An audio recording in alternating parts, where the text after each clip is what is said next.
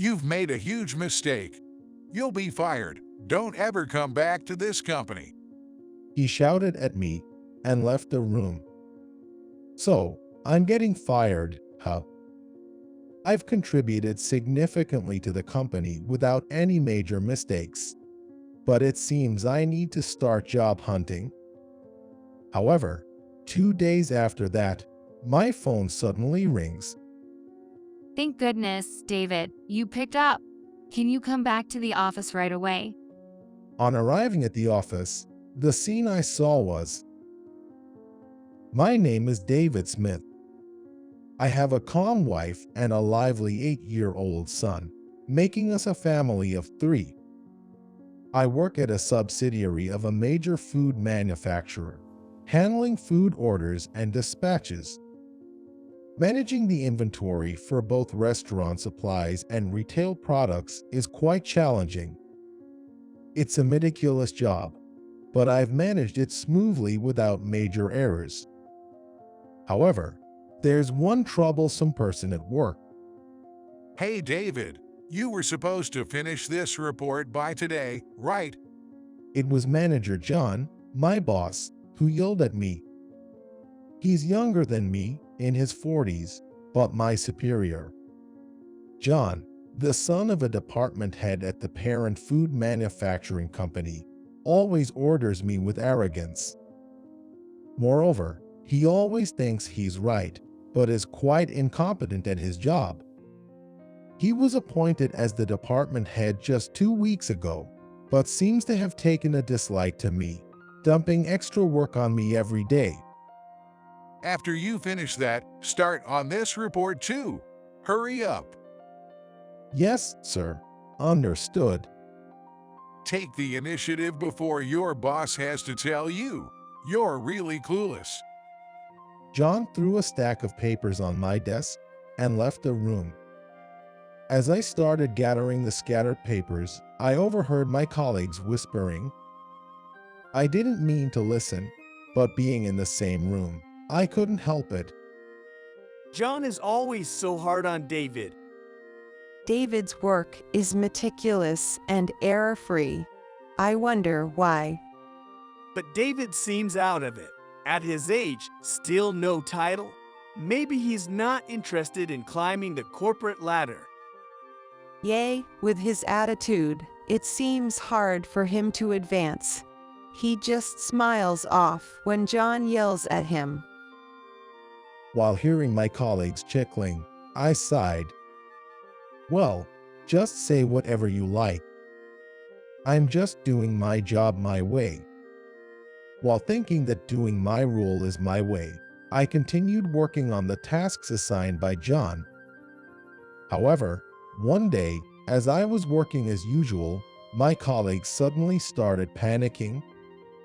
She was sweating and repeatedly apologizing while on the phone. I wondered what was happening, and as she hung up, she came towards me. David, what's this about? Me. She handed me a note. It was a complaint from a major client. What's this about?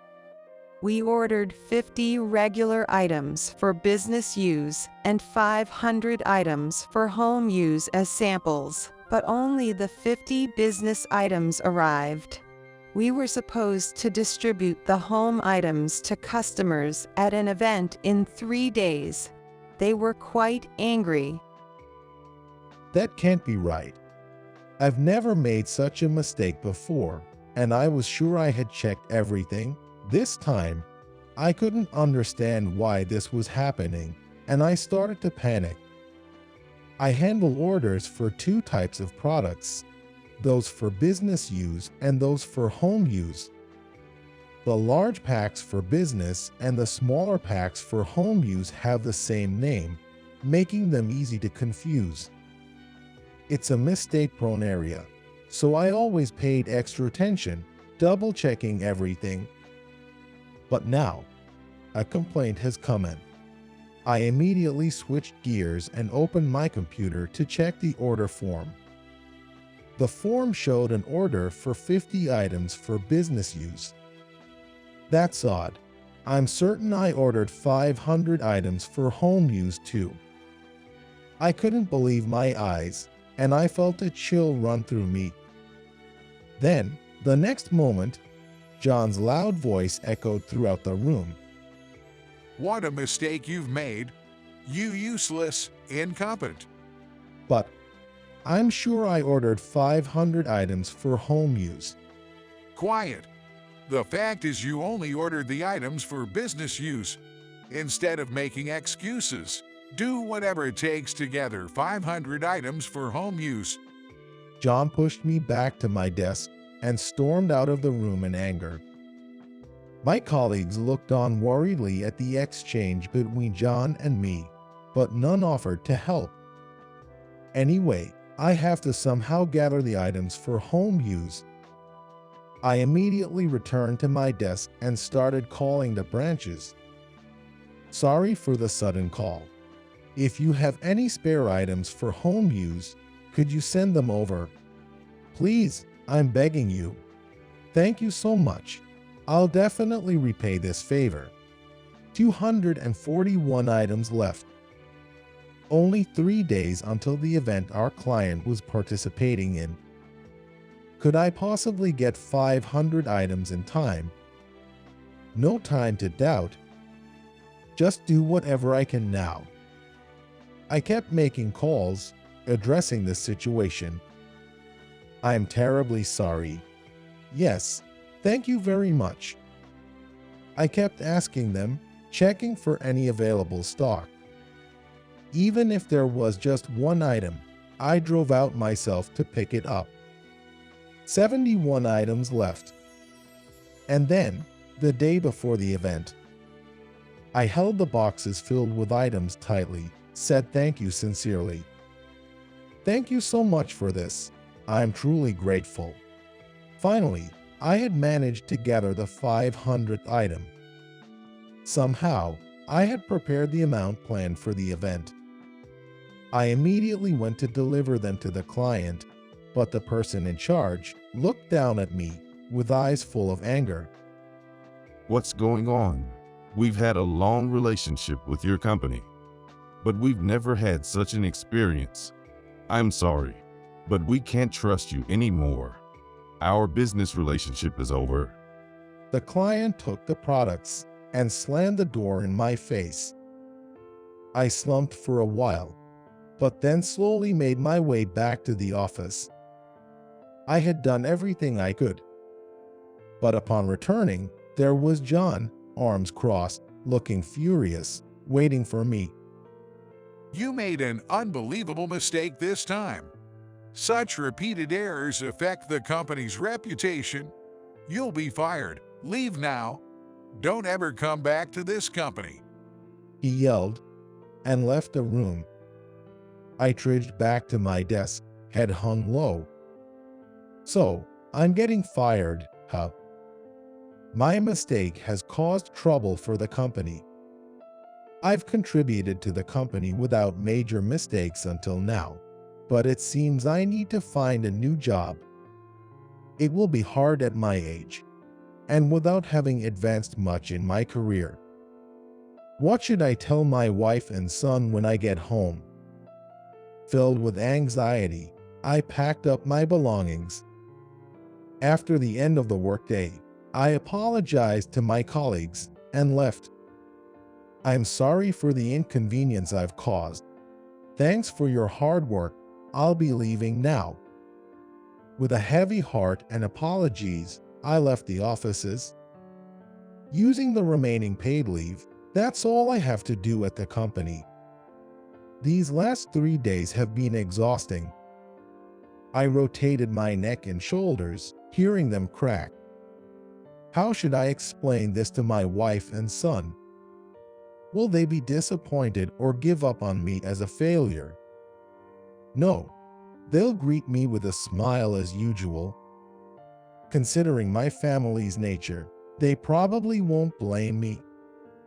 But that thought somehow felt even harder to bear. Hesitantly, I walked towards home, which was just around the corner. I'm home. Welcome back. Dad. You're late. Oh, you look pale. Did something happen? As I held my son, who energetically jumped at me, I just nodded with a smile to my wife's question. Yeah, a little bit. I'll talk about it later. All right, let's have dinner once you're changed. I slowly headed to my room. My wife and son, true to my farts, welcomed me with smiles. That made it even harder to figure out what to say. Anyway, I'll talk after dinner. I braced myself and returned to the living room, where my wife and son were waiting. Let's eat. Let's eat. So, what happened? You seem down. Dad, did something happen? Their concerned voices made my heart pound. But I couldn't keep it hidden forever. Taking a deep breath, I began to speak. I'm sorry, both of you. It looks like I'll be fired from my job. Hearing my words, my wife's eyes widened in shock, speechless. But my son was the one who reacted loudly. Awesome. Then Dad, you don't have to go to work, right? Yes, I'll be home for a while. Yeah. Let's go to the amusement park then. I've been wanting to go. My son looked at me with a big grin. His unexpected reaction left me just staring back at him. Then my wife began to laugh softly. That's a great idea. You've been so busy lately. It'll be good for you to relax. I'm happy you'll be at home with us. Their responses left me speechless. But at the same time, I felt incredibly relieved. Really, they don't blame me for being fired. I can stay at home for a while. I realized we hadn't gone on a trip since my son grew up. I had left all the child care and housework to my wife, so maybe this time together was a good thing. I thought to myself and smiled at them. That's right. Let's go to the amusement park this weekend when school's out. Yay! You promise, Dad. I'm looking forward to it. The living room is filled with my family's happy voices. What a warm dinner table it was. I felt lucky to have such happy moments. Relieved a little, I continued my meal. But the next morning, after taking paid leave, my phone suddenly rang. It was a colleague from the company. What could it be? Did I make another mistake? Feeling a bit anxious, I answered the phone. Hello, this is David. Thank goodness, David, you're there. I'm sorry to bother you during your vacation, but can you come to the office right away? Does this mean there's a problem? I'm sorry, I can't discuss it over the phone, but please come back as soon as you can. Understood. I'll be there shortly.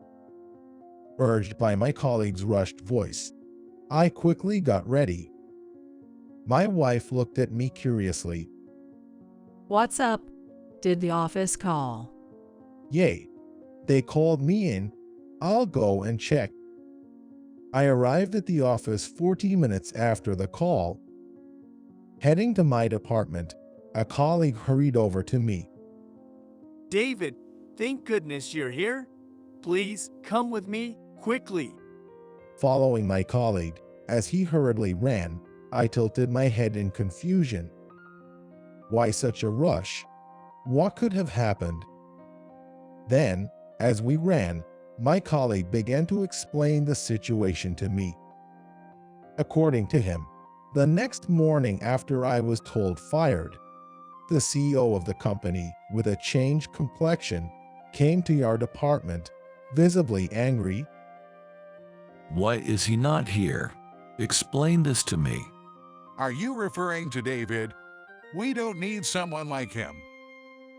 John, who was there, tried to calm the CEO, but the CEO became even angrier. What are you saying? Just call David back here. Then they contacted me. I was puzzled by my colleague's story, but I was told fired already. My colleague looked as confused as I was.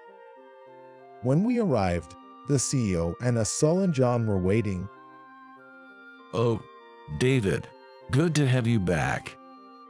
But I was told that you'll be fired.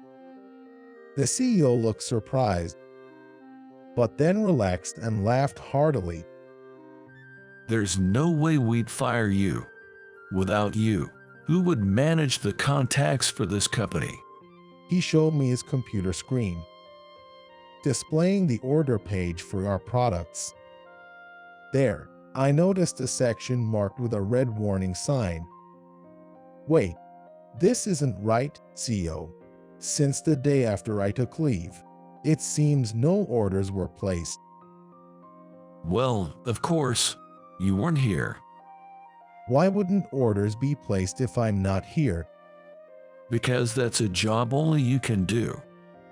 The CEO then handed John a note. John, can you place this order? Understood. John took the note and moved to the computer. But as he tried to enter the order, he stopped and looked puzzled. CEO, what does this say? I can place the order unless it's in English. Hearing John's words, the CEO began to laugh heartily, slapping his belly. So, David, can you take the order from the memo John has? What? No way.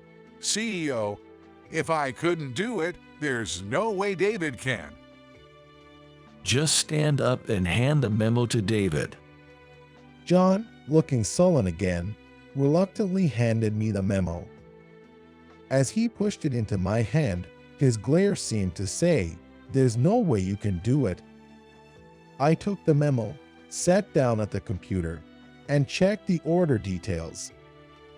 Then I began to enter the information as usual. This is a food product from Germany. I'm placing the order now. Is that in English? It looks like a completely different languages.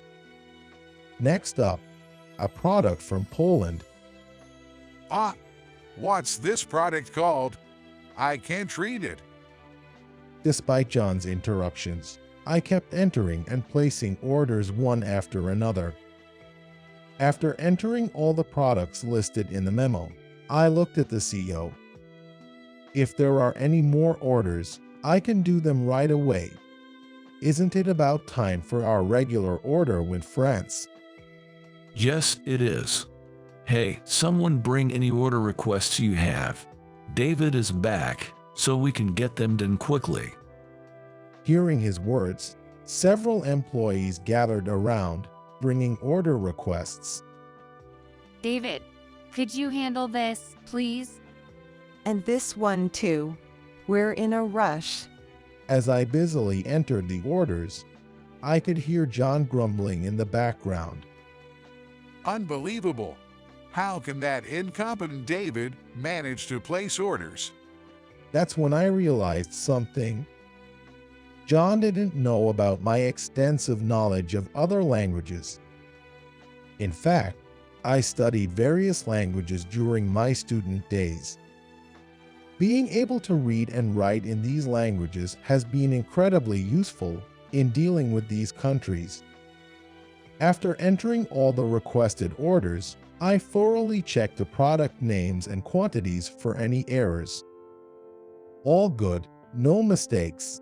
Sending now. I felt relieved after completing the orders, but then noticed something strange. What's this? This computer was dedicated to placing orders, and it displayed the order history and the last update after completing the order process. To operate this computer, one had to enter their employee ID, So the name of the employee who last used it was also recorded. According to the record, the last update was on the day I was told fired, but the last updater was listed as John Scott. So that's how it was. What's up, David? As everything became clear, I stood up energetically. The ordering mistake the other day wasn't my error. Isn't that right, John? What are you talking about? Your mistake got you fired. John retorted, his face turning red. Pointing to the computer screen, I made my case. You specialize in placing orders, John, and you just said that this incomprehensible languages could only be read by you. You still won't admit it.